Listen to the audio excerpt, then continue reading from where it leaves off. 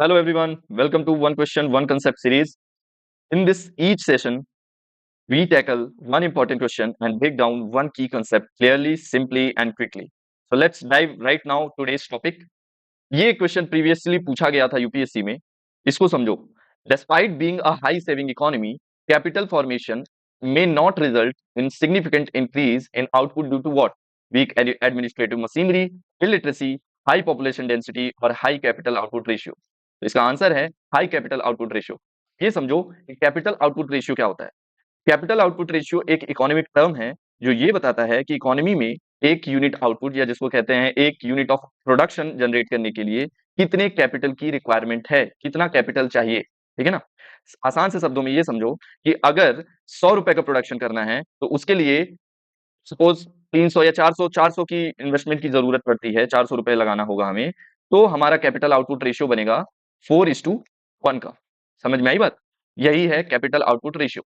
ध्यान रखने वाली बात यह है कि जब भी लोअर कैपिटल आउटपुट रेशियो होगा, इसका मतलब है इकोनॉमी एफिशिएंट है, यानी कि कम इन्वेस्टमेंट में भी ज्यादा आउटपुट बन रहा है. समझ में आई बात.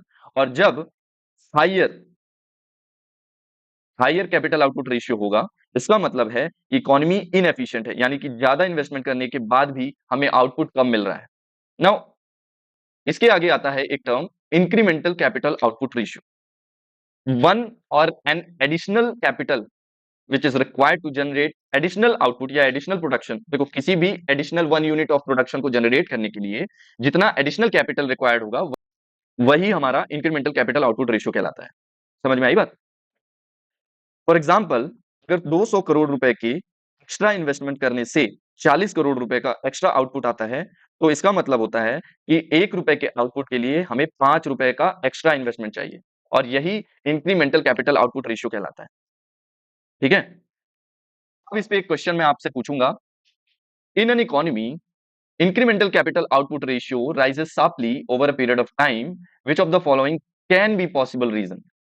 Options हैं decline in technological efficiency, increase in wastage or misallocation of capital, sharp rise in marginal propensity to consume, and political instability affecting investment.